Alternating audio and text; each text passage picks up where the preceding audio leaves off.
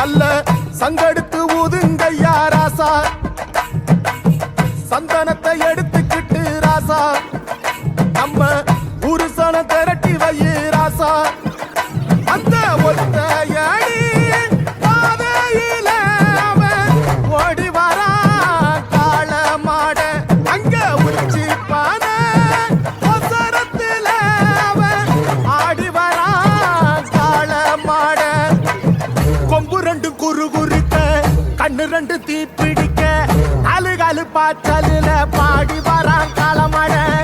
கொம்பு ரெண்டு குறு குறுக்க,